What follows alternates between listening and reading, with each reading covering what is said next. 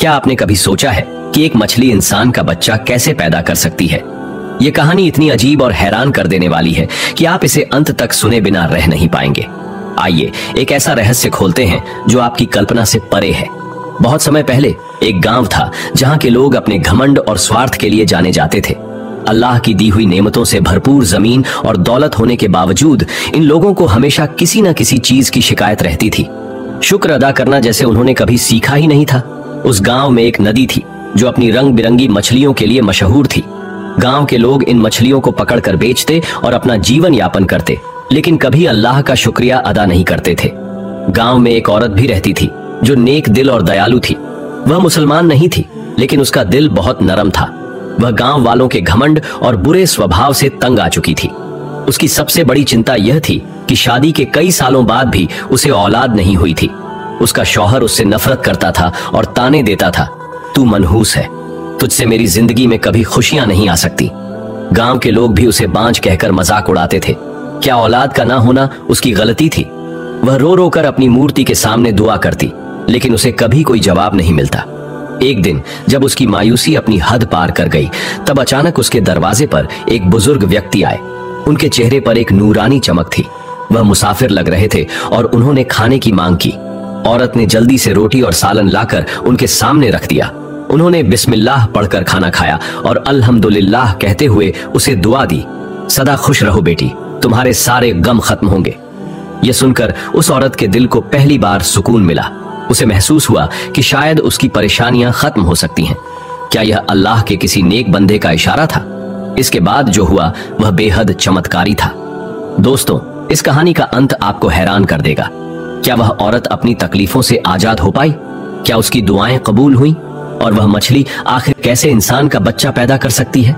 इन सब सवालों के जवाब जानने के लिए हमारे चैनल को सब्सक्राइब करना ना भूलें। खुशी, जिसके लिए वह 10 साल से तरस रही थी, उसकी जिंदगी से कोसों दूर थी। शौहर के कड़े अल्फाज उसके दिल पर गहरा घाव कर गए थे। पहले से ही छलनी दिल और टूट चुका था।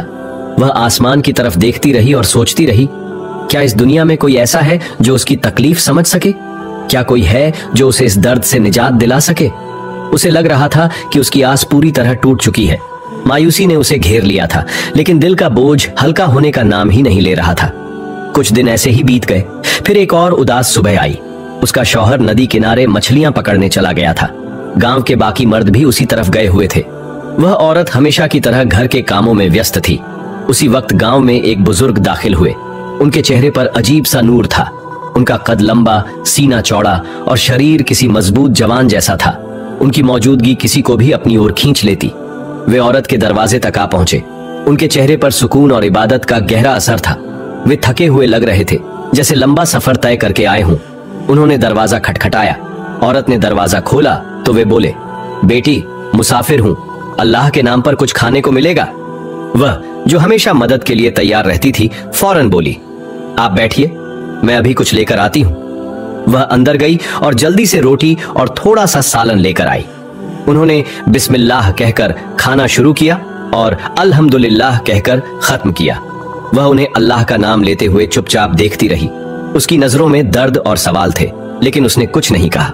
बुजुर्ग ने उसे मुस्कुराते हुए देखा और दुआ दी, सदा खुश रहो बेटी, तुम्हारे सारे गम और परेशानियां खत्म हो जाएंगी। उनकी दुआ सुनकर पहली बार उसके दिल को सुकून मिला। उसकी आंखों में दर्द का गहरा समंदर था जो थमने का नाम नहीं ले रहा था। वह सोचने लगी, मैं अपना दर्द किससे कहूं? मेरा तो कोई अपना है ही नहीं। लेकिन वह यह नहीं जानती थी कि अल्लाह के नेक बंदे सबके अपने होते हैं। बिना कहे वे सब कुछ समझ जाते हैं। बुजुर्ग ने मुस्कुराते हुए कहा, अच्छा बेटी, मैं अब चलता हूं, अपना ख्याल रखना। और यह कहकर वह चले गए। बुजुर्ग के अल्फाज सुनकर वह उन्हें जाते हुए बस देखती रह गई। दिल ही दिल में सोचने लगी, यह कौन थे जो मेरी जिंदगी में कुछ पल के लिए आए, लेकिन ऐसा महसूस हुआ जैसे उनकी वजह से मेरी सारी मुश्किलें हल हो जाएंगी। यह ख्याल दिल में लेकर वह घर लौटी और अपने कामों में लग गई। शाम को जब उसका शौहर लौटा तो वह बेहद खुश दिखाई दिया। उसने पूछा, आज आप इतने खुश क्यों लग रहे हैं? शौहर ने जवाब दिया, आज नदी में इतनी मछलियां पकड़ी गईं कि उन्हें बेचकर मुझे बहुत पैसे मिले। सोचता हूं मेरे पास सब कुछ है, लेकिन तेरी बदकिस्मती की वजह से औलाद की खुशी नहीं मिल सकी। यह सुनकर उसका दिल छलनी हो गया। कैसे इंसान हर कमी का इल्जाम उसी पर डाल देता है जो उससे कमजोर होता है। शौहर के सोने के बाद वह आंखों में आंसू लिए अल्लाह से दुआ करने लगी, या अल्लाह, जब आपने मेरे शौहर को हर सुख दिया है तो औलाद की खुशी क्यों नहीं दी? क्या इसकी वजह मैं हूं? उसी पल उसे एक धीमी मगर असरदार आवाज सुनाई दी। ऐसा लगा कोई उसके कानों में कह रहा हो, नहीं, इसकी वजह तुम नहीं हो, बल्कि नाशुक्री और अल्लाह से दूरी है। वह चौंक उठी। ये कौन बोल रहा है? अल्लाह? ये सब क्या है? उसे कोई दिखाई नहीं दिया, लेकिन तभी उसे कल आए हुए उन बुजुर्ग का ख्याल आया। उसने मन ही मन सोचा, मुझे उन बुजुर्ग से मिलना चाहिए। उनके चेहरे पर ऐसा सुकून था जैसे वह मेरी हर उलझन का हल जानते हों। वह उन बुजुर्ग को याद करते करते सो गई।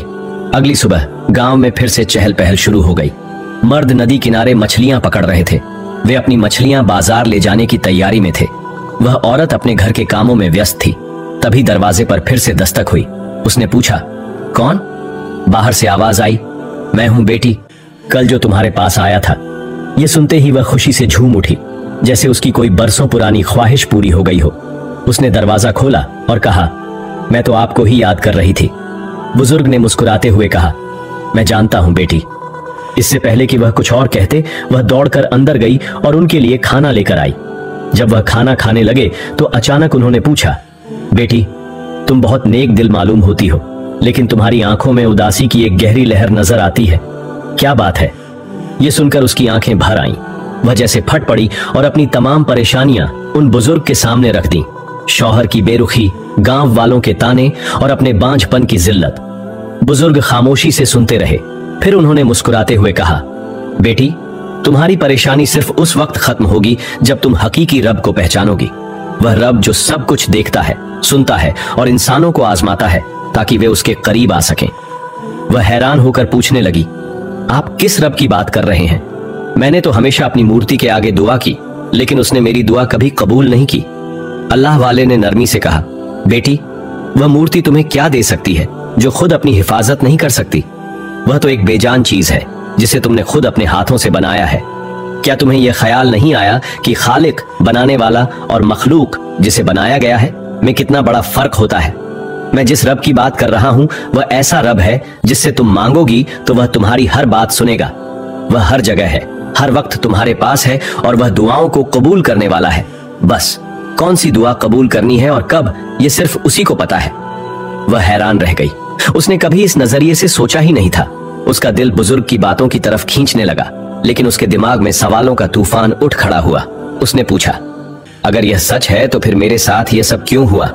मैंने क्या गुनाह किया था कि मेरे यहां औलाद नहीं होती? अल्लाह वाले ने मुस्कुराते हुए फरमाया, बेटी, यह दुनिया आजमाइश की जगह है। कभी कभी अल्लाह अपने बंदों को आजमाइश में डालकर उन्हें अपना महबूब बनाना चाहता है, लेकिन इसका मतलब यह नहीं कि तुम्हारी दुआ सुनी नहीं जाएगी। यकीन रखो, सब्र करो और उसी से मांगो जो सब कुछ देने पर कादिर है। उनके अल्फाज सीधे उसके दिल में उतर गए। बुजुर्ग ने खाना खत्म करने के बाद उसके लिए दुआ की। उनके शब्दों में एक अनोखी ताकत थी। वह पूछ बैठी, आप किस मजहब से हैं? अल्लाह वाले ने मुस्कुराते हुए जवाब दिया, मैं मुसलमान हूं। उसके दिल में इस्लाम के प्रति मोहब्बत पैदा होने लगी। झिझकते हुए उसने कहा, मैं कैसे आप जैसी बन सकती हूं? आपके मजहब में आ सकती हूं? अल्लाह वाले ने नरमी से कहा, यह बहुत आसान है, तुम बस कलमा पढ़ लो और मुसलमान हो जाओगी। उसने फौरन पूछा, लेकिन मेरे गांव वाले मुझे इस जगह से निकाल देंगे। यहां कोई मुसलमान नहीं है और ये लोग बहुत सख्त हैं, जान लेने से भी नहीं चूकते। अल्लाह वाले ने उसे सांत्वना देते हुए कहा, तुम खामोशी से कलमा पढ़ लो और मुसलमान हो जाओ। किसी को यह बात मत बताना जब तक मैं ना कहूं। वह तो बस यही चाहती थी कि उसकी जिंदगी बदल जाए और उसे सुकून मिल जाए। उसने कहा, मुझे सब मंजूर है। अल्लाह वाले ने उसे कलमा पढ़ाया, ला इलाहा इल्लल्लाह मुहम्मदुर रसूलुल्लाह। जैसे ही उसने कलमा पढ़ा, उसने महसूस किया कि उसके चारों ओर रोशनी फैल गई है। उसका दिल हल्का हो गया और आंखों में सुकून की चमक आ गई। बुजुर्ग ने अपने हाथ दुआ के लिए उठाए और फरमाया, ऐ अल्लाह, इस औरत को अपने दीन पर कायम रखना, इसे सच्चा रास्ता दिखा और इसकी परेशानियों को हल कर दे। इसे वह खुशी दे जो इसके नसीब में है और इसे आसान बना दे। आमीन। उस औरत की आंखों से आंसू बहने लगे, लेकिन अब ये आंसू गम के नहीं बल्कि खुशी और सुकून के थे। बुजुर्ग ने उससे कहा, बेटी, नदी के किनारे जहां मैं इबादत करता हूं, तुम भी वहां आना। उस रब से दुआ करना जो सब कुछ देखता और सुनता है। याद रखना, तुम्हारी आजमाइश के पीछे एक गहरा मतलब है। उसी समय गांव की एक चालाक औरत वहां आ गई। उसने तीखे लहजे में कहा, तुझे कोई और नहीं मिला? इस भिखारी से बातें कर रही है। उसने गुस्से में जवाब दिया, जबान संभाल कर बात करो। ये भिखारी नहीं है, बल्कि नेक दिल इंसान है। बहुत बड़े बुजुर्ग हैं, इनके लिए ऐसे शब्द इस्तेमाल मत करो। जितना मेरा मजाक उड़ाना है उड़ा लो, लेकिन इनका अदब और एहतराम करो, वरना अंजाम अच्छा नहीं होगा। वह चालाक औरत ठहाके लगाते हुए बोली, अच्छा, तू हमारा क्या बिगाड़ सकती है? अल्लाह वाले ने उसकी तरफ गहरी नजर से देखा। उनकी नजरों की गहराई ने उसे चुप करा दिया और वह धीरे धीरे वहां से हट गई।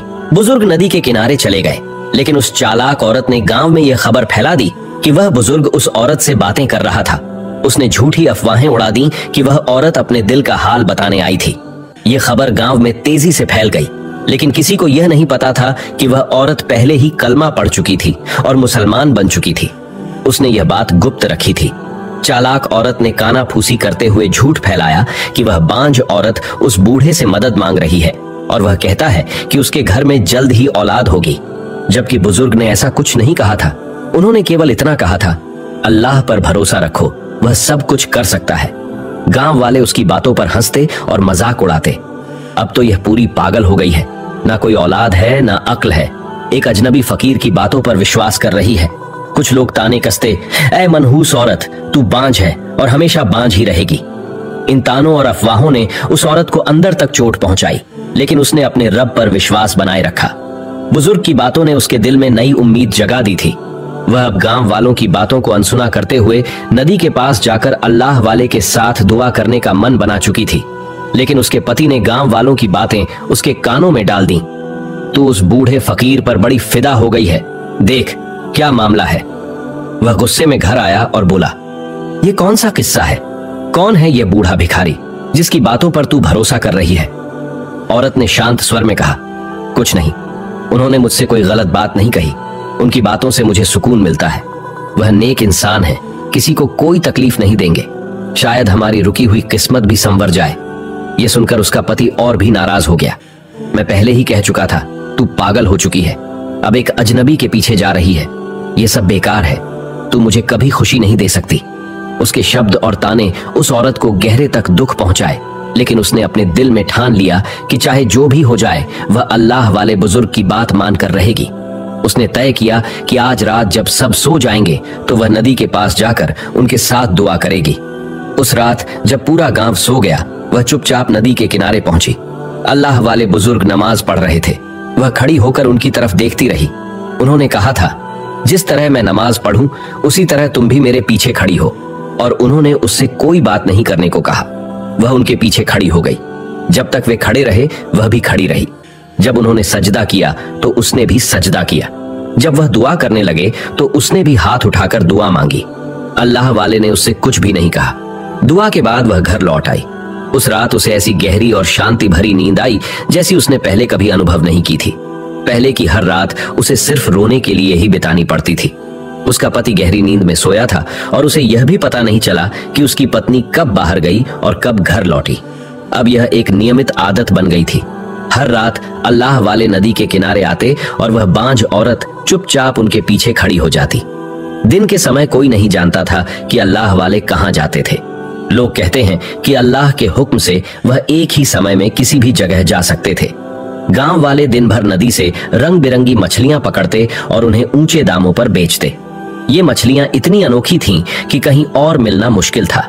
इन मछलियों के कारोबार से उनकी जिंदगी आरामदायक हो रही थी।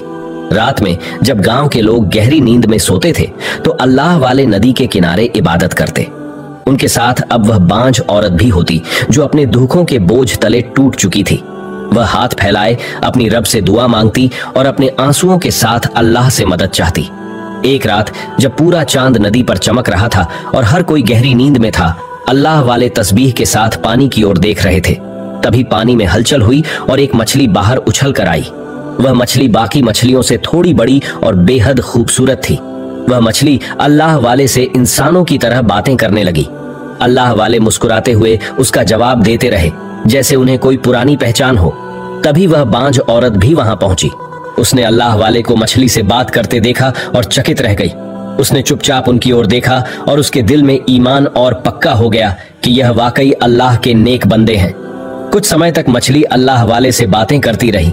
जब वह शांत हुई तो अल्लाह वाले मुस्कुराकर बोले, अब तुम जाओ, अल्लाह बहुत बड़ा है। मछली फिर से पानी में लौट गई। औरत ने धीरे से कहा, अगर माफी मांगी जाए तो एक सवाल पूछ सकती हूं?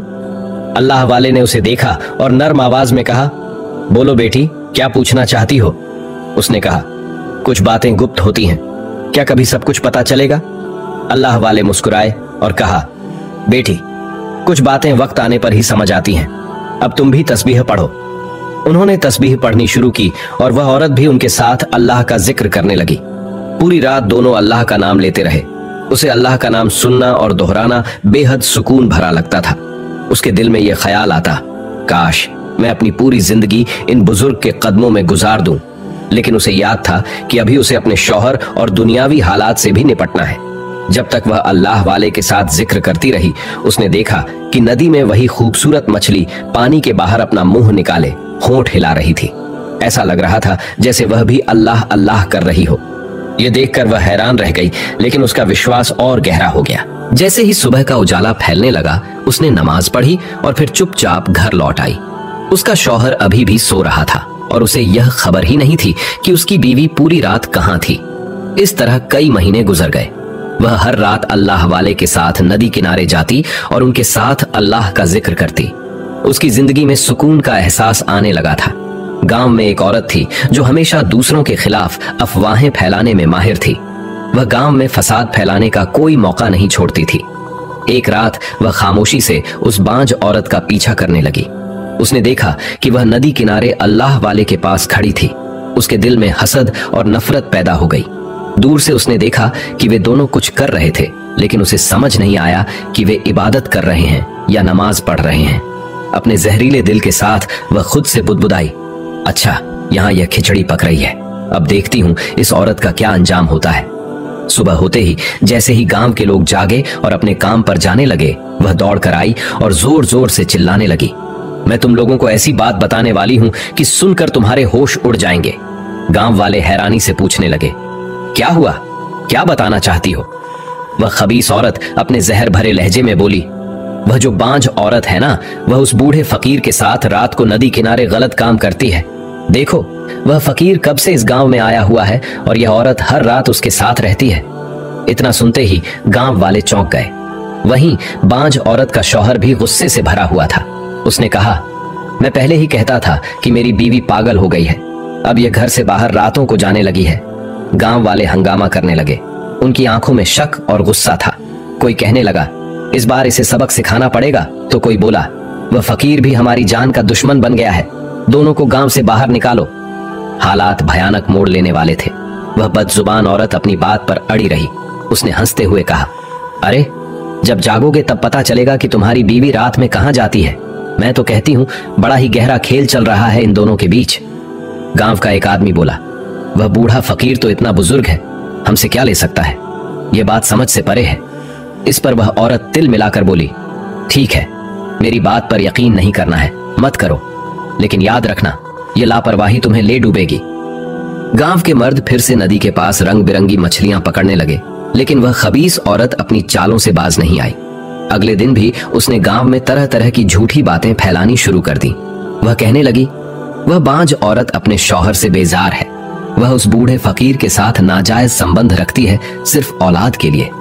इस बार उसकी बातों का असर गहरा हुआ। गांव में आग की तरह यह अफवाह फैल गई। उस औरत का शौहर भी अब शक के घेरे में था। उसने अपनी बीवी की पहरेदारी शुरू कर दी। एक रात जब गांव वालों ने देखा कि उसकी बीवी सच में घर से बाहर जा रही है, तो उन्होंने तुरंत हल्ला मचाया, देखो, मेरी बीवी और वह बूढ़ा फकीर मिलकर कुछ गड़बड़ कर रहे हैं। मैंने कल ही तय कर लिया था कि उन दोनों की कहानी खत्म कर दूंगा, लेकिन जैसे ही मैं घर से बाहर निकलने लगा, एक अजीब सी नींद ने मुझे जकड़ लिया। मेरे पैर जैसे जड़ हो गए। पर जो भी है, दाल में जरूर कुछ काला है। गांव के लोगों में गुस्सा तेजी से बढ़ने लगा। उन्होंने कहा, ये बांझ औरत हर रात नदी के पास क्यों जाती है, वह भी उस बूढ़े के पास, जरूर कोई गुनाह हो रहा है। कुछ लोग तो और भी उग्र होकर तय कर चुके थे कि उस बूढ़े फकीर को गांव से बाहर कर देना चाहिए। लेकिन हैरानी की बात यह थी कि जब भी कोई उनके पास जाने की कोशिश करता, उनके दिल में अजीब सा डर बैठ जाता। जैसे कोई अनदेखी ताकत उन्हें रोक रही हो। उनके कदम भारी हो जाते और वे आगे बढ़ ही नहीं पाते। एक आदमी चिल्लाकर बोला, यह बूढ़ा कोई आम आदमी नहीं है, यहाँ कुछ रहस्यमयी ताकतें काम कर रही हैं, इससे दूर रहना ही सही है। लेकिन गांव वाले धीरे धीरे और ज्यादा बेचैन और उग्र हो रहे थे। अगर कुछ नहीं किया गया तो यह दोनों गांव की इज्जत मिट्टी में मिला देंगे। किसी ने चिल्लाया, फैसला तो लिया गया था, लेकिन हर कोई उस बूढ़े के करीब जाने से डरता था। रात गहराने लगी और खामोशी के बीच गांव के चारों ओर खौफ और साजिशें फैलने लगीं। अचानक नदी का पानी उबलने लगा, जैसे उसमें कोई आग जल रही हो। लोग मछलियां पकड़ने में जुटे थे, लेकिन यह देखकर सबके होश उड़ गए। एक मछुआरा चिल्लाया, अरे ये क्या हो रहा है, पानी का रंग लाल हो गया है। दूसरा बोला, ऐसा तो पहले कभी नहीं देखा, ये आसमान का गुस्सा है या अल्लाह की कोई निशानी। तभी नदी से एक भयंकर आवाज गूंजी, जैसे गहरे समंदर की लहरें आपस में टकरा रही हों। लोग डर के मारे पीछे हटने लगे। फिर वही औरत थी। वह अपने डर को छुपाते हुए बोली, ये सब उस बांझ औरत और उस बूढ़े की वजह से हो रहा है। अल्लाह इनकी साजिशों का पर्दाफाश कर रहा है। गांव वालों के दिलों में खौफ और शक गहराने लगा। किसी ने कहा, हमें कुछ करना होगा, वरना यह गांव तबाह हो जाएगा। उधर बांझ औरत घर में बैठी अपने रब से दुआ कर रही थी। उसने अपनी तकलीफ को सब्र से कबूल किया था। वह जानती थी कि अल्लाह हर चीज का गवाह है और उसके हर दर्द का हिसाब करेगा। उसने नम आंखों से कहा, या अल्लाह, अगर मैं गुनाहगार हूं तो मुझे माफ कर दे, लेकिन मुझे यह यकीन है कि तेरी रहमत हर मुश्किल को आसान कर देगी। अगले दिन गांव के लोग फिर एकत्रित हुए। औरत ने कहा, देखो, ये सब उस बूढ़े फकीर के जाने के बाद हो रहा है। जब तक वह यहाँ था यह गांव सलामत था। अब उस बांझ औरत की हरकतों की वजह से अल्लाह नाराज हो गया है। हमें इसे गांव से बाहर करना होगा। लोग उसके बहकावे में आ गए और बांझ औरत के घर की तरफ बढ़े। वे चिल्ला रहे थे, इसे बाहर निकालो, यह हमारी बर्बादी की जड़ है। लेकिन जैसे ही वे उसके दरवाजे के करीब पहुंचे, अचानक आसमान में बादल छा गए। गहरी गड़गड़ाहट हुई और बारिश की बूंदों के साथ एक अजीब सी ठंडी हवा बहने लगी। लोगों के कदम रुक गए। किसी ने डरते हुए कहा, यह अल्लाह का इशारा है, हम गलत कर रहे हैं। तभी उस बुजुर्ग मछुआरे ने कहा, कभी कभी जो दिखता है वह सच नहीं होता। हमें अपने गुनाहों का हिसाब खुद से करना चाहिए। किसी और पर इल्जाम लगाने से पहले अपने कर्मों को देखो। ये सुनकर लोग सोच में पड़ गए। फिर भी औरत अब भी अपनी साजिशें बुन रही थी। उसकी जलन और नफरत इतनी गहरी थी कि वह किसी भी हद तक जा सकती थी। होता है, सब हो जाता है, तो कहो अपने अल्लाह से जिसको बड़ा कह रहे हो। अगर वही सबको औलाद देता है, वही सबको बनाने वाला है, तो दिखाओ कोई ऐसा जलवा उसका कि जिसकी वजह से हम मजबूर हो जाएं तुम्हारे खुदा को मानने पर। वह जलवा मैं नहीं दिखा सकता। वह जलवा तो वही दिखा सकता है, क्योंकि मैं तो खुद उसका एक गुलाम हूं और उसके हुक्म पर चलता हूं। मैं कोई नहीं होता उसे हुक्म देने वाला। यह उसकी मर्जी है कि वह जब चाहे अपना फैसला सुनाए। मैं बस दुआ कर सकता हूं। अल्लाह वाले ने नदी के करीब जाकर दुआ के लिए हाथ उठा दिए। लोगों की नजरें उन पर थीं और उनके दिलों में गहरी भावना थी। अचानक कुछ हलचल महसूस हुई। वह नदी जो सूखी हो चुकी थी और जिसमें मछलियां होने का नाम ही नहीं था, उसमें से एक मछली बाहर निकली, जिंदा। ये वही मछली थी जो अल्लाह वाले से बातें किया करती थी और जब वह जिक्र करती, वह उसके साथ लब हिलाती। उस समय भी उसके होंठ हिलते रहे। सभी लोग देख रहे थे कि मछली बिना पानी के कैसे जिंदा है, जबकि वहां कोई मछली थी ही नहीं। वह कहां से आई? संत ने उसकी ओर देखा। मछली जैसे उसकी ओर कुछ कह रही हो और उसने कहा, आपने समझ लिया। उसकी आंखों में चमक आई और होठों पर एक हल्की मुस्कान। फिर वह लोगों की तरफ मुड़ा और मछली की ओर इशारा करते हुए कहा, आप लोग कहते हो कि यह औरत बांझ है और बच्चों को नहीं जन्म दे सकती। देखो मेरे अल्लाह की ताकत। वह इतनी बड़ी कुदरत रखते हैं कि मछली भी बच्चा पैदा कर सकती है। वह औरत जो अपने तीखे शब्दों के लिए जानी जाती थी, हंसते हुए बोली, मछली बच्चा नहीं देती, वह तो अंडे देती है। हमें सिखाने की क्या जरूरत है कि ऐसा होता नहीं है। क्या कभी हमने मछली को बच्चे को जन्म देते हुए देखा है? उसने सभी की ओर देखा और कहा, कभी नहीं सुना, कभी नहीं देखा। यह आदमी अजीब बातें कर रहा है। दरअसल यह अपनी और उस बांझ औरत की सफाई देने के लिए ऐसी फजूल बातें कर रहा है ताकि हमारा ध्यान भटक जाए। उस औरत के पति ने गुस्से में उसकी बातों का विरोध करने के लिए कदम बढ़ाया, लेकिन तभी संत ने आवाज दी, रुको, अभी देखो वह करिश्मा जो आपने कभी नहीं देखा होगा। यह कुदरत का जलवा है। देखना चाहोगे तो देखो इस मछली की ओर। उसकी बात पूरी होते ही सबकी नजरें सूखी नदी की ओर चली गईं, जहां वह मछली जिसका पेट बढ़ गया था, उसने बच्चे को जन्म दिया। लेकिन वह बच्चा किसी जानवर का नहीं, किसी मछली का भी नहीं था। वह पूरी तरह इंसान का बच्चा था, जिसने हाथ पैरों के साथ जन्म लिया था। यह दृश्य इतना अनोखा और हैरान करने वाला था कि किसी की आंखें फटी की फटी रह गईं। कोई शब्द नहीं बोल पाया। संत ने उस बच्चे को उस बांझ औरत के हाथ में दे दिया और कहा, यह तुम्हारे सब्र का तोहफा है। फिर उसने उसके पति से कहा, जो अपनी मर्दानगी पर गर्व करते थे, वह समझ लो कि यह तुम्हारी कमजोरी थी, तुम्हारी पत्नी की नहीं। कभी सोचा था ऐसा भी होगा? तुम्हारे तानों, तुम्हारे दिल तोड़ने वाले शब्दों से उसके दिल पर क्या गुजरती होगी। यह तुम्हारा पत्थर दिल नहीं समझेगा। लेकिन जब इसने अपने अल्लाह को पुकारा तो बेबस इंसान की दुआ अल्लाह तक पहुंचती है, और फिर यह उसका काम है कि वह किस तरह अपने बंदे की मुराद पूरी करे। गांव वाले धीरे धीरे अपने घमंड और अहंकार का एहसास करने लगे। उन्होंने देखा कि उन्होंने अपने नाशक शब्दों और गलत फहमी से कितना बड़ा नुकसान किया था। उन्हें एहसास हुआ कि उनके गलत फैसलों ने उन्हें तबाही की कगार पर ला खड़ा किया था। संत की गहरी आवाज ने कहा, वही अल्लाह जिसने मछली से इंसान का बच्चा पैदा किया, वह आपको हर नेमत से नवाज सकता है, बशर्ते आप शुक्रगुजार बने। लेकिन आपने क्या किया? झूठे इल्जाम लगाए और अल्लाह की नेमतों की नाशुक्री की। अब भी समय है, अपने गुनाहों पर पछताना मत कीजिए, अल्लाह से माफी मांगिए। यह सुनकर लोग अपने के पर शर्मिंदा होने लगे। कुछ लोग जमीन पर गिरकर अल्लाह से माफी मांगने लगे और कुछ रो रो कर अपनी नाशुक्री की बात करने लगे। बस हमारा इम्तिहान अब खत्म हो जाए। अल्लाह वाले के चेहरे पर एक मुस्कान थी, जैसे वह जानते थे कि अब इन लोगों के दिल बदल चुके हैं। आपने दुआ के लिए हाथ उठा दिए। उसी समय आसमान से बारिश बरसने लगी। इस कदर जल थल हो गया कि हर तरफ हरियाली फैल गई और नदी का पानी फिर से भर गया। अब वह मछली जिसने बच्चा पैदा किया था, अल्लाह वाले के इशारे पर जैसे ही उसने नदी में छलांग लगाई, एक बड़ी संख्या में रंगीन मछलियां पानी से बाहर आ गईं। गांव वाले झूम उठे। ऐसा दृश्य पहले कभी नहीं देखा था। यहाँ तक कि मुसलमान भी नहीं थे। क्या इस तरह की दुआ सुनी जाती है? यानी अल्लाह इतना मेहरबान है। आपने सबके दिल पढ़ लिए और कहा, सब एक साथ इस्लाम कबूल करोगे? जी हाँ, बेशक। अब सबके दिल में सच्ची खुशी थी, कोई गुरूर और घमंड नहीं था। उस नेक औरत का शौहर भी अपनी बीवी से माफी मांगने लगा, और वह औरत भी जो शर फैलाती थी। उसने कहा, यह सब मेरी चाल थी।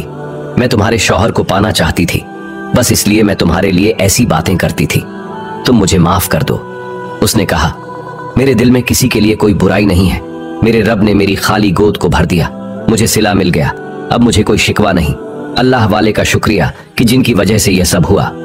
आपने कहा, हम तो बस अल्लाह के बंदे हैं और अल्लाह ताला की राह में चलते हैं, दुखी इंसानों की मदद करने के लिए।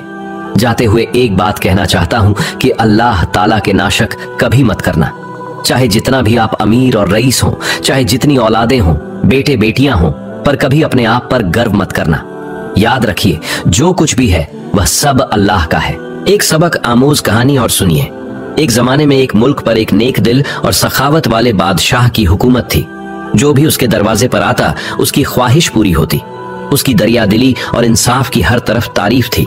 लोग उसे खुदा का दोस्त समझते थे। एक दिन एक अजनबी बादशाह के दरबार में आया। उसने अदब से सलाम किया और कहा, अगर आप वाकई खुदा के दोस्त हैं तो 3 दिन के लिए अपनी हुकूमत मुझे सौंप दीजिए। आप अपने महल में आराम करें और मैं इस तख्त पर बैठकर सल्तनत चलाऊंगा। बादशाह ने बिना झिझके तख्त छोड़ दिया और अपने वजीर को उस शख्स के हर हुक्म पर अमल करने का हुक्म दिया। फिर वह खुद अपने महल में चला गया। वह अजनबी 3 दिन तक बादशाह की जगह हुकूमत करता रहा। चौथे दिन जब बादशाह वापस आया तो उसने कहा, अब तुम्हारे 3 दिन पूरे हो गए, तख्त छोड़ दो और अपना रास्ता लो। उस शख्स ने जवाब दिया, बादशाह, मैं आपकी सखावत का इम्तिहान लेने आया था। जो सुना था वह सच्चाई से भी बढ़कर निकला। लेकिन अब 3 दिन की हुकूमत का मजा चखने के बाद इस तख्त को छोड़ने का दिल नहीं करता। लोग तुम्हें खुदा का दोस्त समझते हैं। मैं खुदा के नाम पर यह तख्त और ताज मांगता हूं। बादशाह मुस्कुराया और कहा, यह हुकूमत और तख्त तुम्हें मुबारक हो, संभालो इसे। फिर वह अपने महल लौट आया और अपनी बीवी से सब कुछ बताया। वह भी नेक दिल थी। उसने बिना शिकायत के बात मान ली। बादशाह अपने 2 बच्चों, एक 10 साल के और एक 7 साल के साथ महल से निकल पड़ा। कल तक वह घोड़ों और हाथियों पर सवार होता था, लेकिन अब पैदल सफर शुरू किया। कल तक हजारों नौकर चाकर उसकी खिदमत में खड़े रहते थे, लेकिन आज उसकी हालत पूछने वाला भी कोई न था। सफर के दौरान कई बार भूखा रहना पड़ता, कभी खाना मिलता तो कभी सिर्फ पानी। मगर बादशाह ने अपनी हालत पर कभी शिकायत नहीं की। वह अपने दिल को यही तसल्ली देता रहा कि इतने अरसे हुकूमत की है, अब फकीरी का मजा चखने का वक्त है। खुदा बड़ा मेहरबान है, वह कोई और राह निकाल देगा। यूं वह अपने परिवार के साथ सफर जारी रखे रहा, नए हालात को दिल से अपनाते हुए। एक दिन बादशाह अपने परिवार के साथ सफर करते हुए एक शहर पहुंचा और एक सराय में ठहर गया। उसी वक्त एक ताजिर का काफिला शहर के बाहर रुका हुआ था। ताजिर घोड़े पर सवार होकर शहर की सैर कर रहा था जब उसकी नजर मल्लिका पर पड़ी। उसने फौरन समझ लिया कि यह महिला किसी बड़े खानदान से ताल्लुक रखती है। उसने सोचा, अगर इससे शादी हो जाए तो मेरी इज्जत और बढ़ जाएगी। ताजिर ने बादशाह से मुलाकात की और सलाम किया, फिर उदास चेहरा बनाकर कहा, मैं एक गरीब ताजिर हूं, मेरा काफिला शहर के बाहर ठहरा हुआ है। मेरी बीवी बीमार है और उसकी देखभाल के लिए कोई नहीं है। आप नेक दिल इंसान लगते हैं, क्या आपकी बीवी मेरी बीमार बीवी की देखभाल के लिए एक दिन मेरे साथ चल सकती है? शायद उसकी तकलीफ कम हो जाए, वरना एक जान का नुकसान हो जाएगा। बादशाह और मल्लिका उसकी बात सुनकर परेशान हो गए।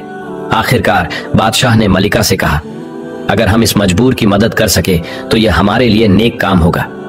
मल्लिका ने कोई इनकार नहीं किया और ताजिर के साथ चल पड़ी। शहर के बाहर पहुंचकर ताजिर ने कहा, काफिला दूर है, घोड़े पर बैठो ताकि जल्दी पहुंचा जा सके। मल्लिका उसकी बात मान गई, लेकिन ताजिर धोखेबाज निकला। उसने मल्लिका को घोड़े पर बिठाकर काफिले के पास पहुंचने का नाटक किया और फिर उसे दूसरी जगह ले भागा। मल्लिका को धोखे का अंदाजा होते ही उसने शोर मचाया, लेकिन ताजिर ने कोई रहम नहीं दिखाया। उधर सराय में बादशाह मल्लिका की वापसी का इंतजार कर रहा था। देर होती देख वह बच्चों को लेकर खुद बाहर निकला। शहर और काफिले की तलाश में भटकता रहा, लेकिन कोई सुराग न मिला। चलते चलते वह एक दरिया के किनारे पहुंच गया। दरिया पार करने के लिए कोई कश्ती या मल्लाह नहीं था। मजबूर होकर बादशाह ने पहले छोटे बेटे को कंधे पर उठाया और बड़े बेटे को किनारे बैठाकर दरिया पार करने की ठानी। जैसे ही वह दरिया के बीच पहुंचा, तभी बड़े बेटे की चीख सुनाई दी। उसने पलटकर देखा तो कोई जंगली जानवर बड़े बेटे पर झपट रहा था। बादशाह ने मदद के लिए पुकारा, लेकिन दूर दूर तक कोई नहीं था।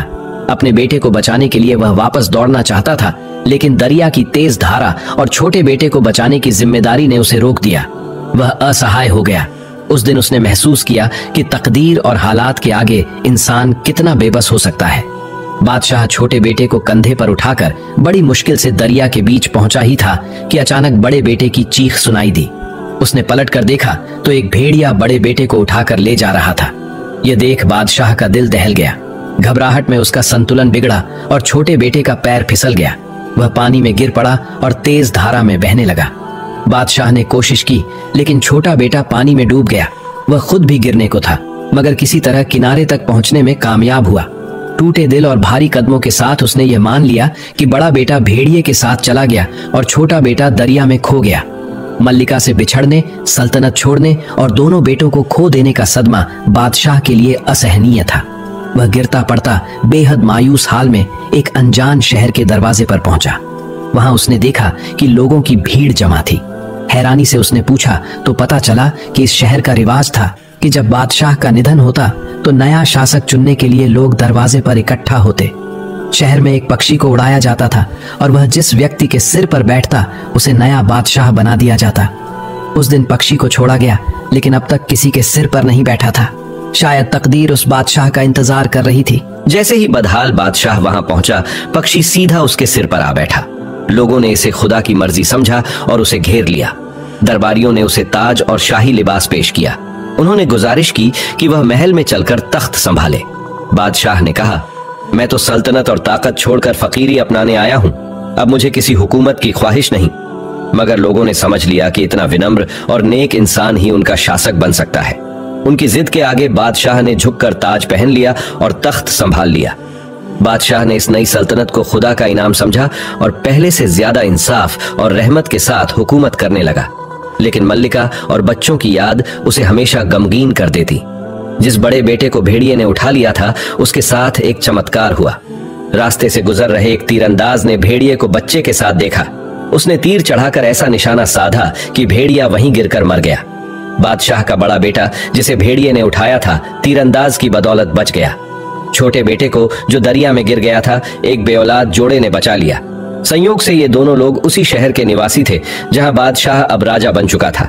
दोनों लड़के अपने अपने घरों में पलने लगे, लेकिन न उन्हें पता था कि उनके पिता इस शहर के बादशाह हैं और न ही बादशाह को यह मालूम था कि वे उसके बेटे हैं। समय बीतने के साथ जब बादशाह अपने बच्चों की याद में बेचैन रहने लगा, उसने अपने वजीर को आदेश दिया कि शहर के शरीफ और काबिल लड़कों को तलाश कर दरबार में पेश करे। वजीर ने शहर के सभी लड़कों को बुलाकर उनकी काबिलियत की परीक्षा ली। इनमें बादशाह के दोनों बेटे भी शामिल थे। वजीर को वे दोनों बेहद पसंद आए और उन्हें दरबार में पेश किया।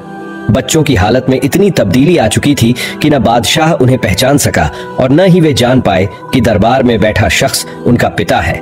यह भी अजीब था कि दोनों भाइयों को यह भी नहीं पता था कि वे आपस में सगे भाई हैं। बादशाह ने उनकी बातें सुनी और उनकी समझदारी देखकर खुश हुआ। उसने वजीर की तारीफ की और लड़कों से बहुत प्यार और लगाव दिखाया। वह हमेशा उन्हें अपने पास रखता और उनकी बातों से सुकून पाता। कुछ समय बाद किस्मत का एक और खेल हुआ। सौदागर जिसने मल्लिका को धोखे से ले लिया था, उसी शहर में पहुंच गया। उसने मल्लिका को अपने पास रखा, लेकिन वह नेक औरत किसी भी बात पर राजी नहीं हुई। सौदागर ने मल्लिका को एक अलग खेमे में बंद रखा और उस पर सख्त निगरानी रखी। सौदागर, जो पहले बादशाह के दरबार में आया जाया करता था, नए बादशाह से मिलने आया।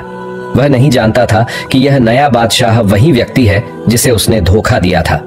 उधर बादशाह को भी यह एहसास नहीं हुआ कि यह वही सौदागर है जिसने उसकी मल्लिका को छीन लिया था। दोनों ने एक दूसरे की पहचान नहीं की। बादशाह ने सौदागर का स्वागत किया और उसे दरबार में इज्जत से बैठाया। सौदागर ने बादशाह से कहा कि उसकी पत्नी पागल हो चुकी है और वह खुद उसकी देखभाल करता है। बादशाह ने उसे सांत्वना दी और कहा कि वह उसकी पत्नी की देखभाल का प्रबंध करेगा। बादशाह ने अपने दोनों बेटों को सौदागर के खेमे की सुरक्षा का जिम्मा सौंपा। दोनों लड़के रात भर पहरे पर खड़े रहे। आधी रात के बाद छोटे भाई को नींद आने लगी। बड़े भाई ने उसे टोका और कहा, सोना ठीक नहीं, अगर हमारी लापरवाही से कोई मुसीबत हुई तो हम जिम्मेदार होंगे। छोटे भाई ने जवाब दिया, तो कोई कहानी सुनाओ ताकि नींद खत्म हो जाए। बड़े भाई ने कहा, ठीक है, मैं तुम्हें अपनी कहानी सुनाता हूं। अगर ध्यान से सुनोगे तो नींद तो क्या, भूख प्यास भी गायब हो जाएगी। फिर उसने कहानी शुरू की। मैं एक बादशाह का बेटा हूं। मेरे वालिद को खुदा का दोस्त कहा जाता था। उन्होंने अपनी सल्तनत एक गरीब को दान में दे दी और हमें लेकर सफर पर निकल पड़े। रास्ते में एक धोखेबाज सौदागर ने हमारी मां को धोखे से छीन लिया। हम दोनों भाई उनकी परवाह में अकेले रह गए, लेकिन दरिया पार करने के लिए कोई कश्ती मौजूद नहीं थी। वालिद ने मुझे किनारे पर बिठाया और छोटे भाई को कंधे पर बिठाकर दरिया पार करने लगे। जब वे दरिया के बीच में पहुंचे, एक भेड़िया आया और मुझ पर हमला कर दिया। मेरी चीख सुनकर वालिद घबरा गए और इसी दौरान छोटा भाई उनके कंधे से गिरकर दरिया में बह गया। इसके बाद मुझे कुछ याद नहीं। एक तीरंदाज ने भेड़िए से मेरी जान बचाई और मुझे यहाँ तक पहुंचाया। किस्मत ने मुझे बादशाह के पास लाकर खड़ा कर दिया। यह सुनकर दूसरा भाई मुझसे लिपट गया और रोते हुए बोला, भाई, दरिया में गिरने वाला बच्चा मैं ही था। एक मछुआरे ने मुझे डूबने से बचाया और मैं भी यहाँ आ पहुंचा। दोनों भाई गले मिले और इतनी जोर से रोए कि खेमे में बंद औरत उनकी आवाज सुनकर चौंक गई। वह पर्दे के पास आई और उनकी बातचीत सुनने लगी। जब उसे सब कुछ समझ में आ गया तो उसने पर्दा हटाया और बोली, मेरे लाल। दोनों भाइयों से लिपट गई। औरत ने बताया कि वह सौदागर की कैद में है। दोनों भाइयों ने तुरंत यह खबर बादशाह तक पहुंचाई। बादशाह को यह तो नहीं पता था कि वह औरत उसकी पत्नी है, लेकिन जब उसने सुना कि यह औरत दोनों भाइयों की मां है तो उसने सच्चाई जानने का फैसला किया। बादशाह ने फौरन उस औरत को दरबार में बुलाया। जब वह औरत आई और उसने बादशाह को देखा तो उसे पहचान कर उसके कदमों में गिर गई। दोनों भाई भी बादशाह के कदमों में गिरकर पुकारने लगे, अब्बा जान, अब्बा जान। ये मंजर देखकर सौदागर भागने की कोशिश करने लगा, लेकिन बादशाह के सिपाहियों ने उसे गिरफ्तार कर लिया। अगले दिन बादशाह ने उसका सारा माल जब्त कर लिया और उसे फांसी की सजा दे दी। इसके बाद वह शख्स जिसने धोखे से बादशाहत हासिल की थी, जुल्म और सितम का बाजार गर्म कर चुका था। हर कोई परेशान था। आखिरकार वजीर ने असल बादशाह की खबर सुनकर उस झूठे बादशाह को जहर देकर खत्म कर दिया। असल बादशाह वापस तख्त पर बैठा और इंसाफ और दया के साथ हुकूमत करने लगा। दोनों सल्तनत फिर से अमन और खुशहाली का गहवारा बन गईं।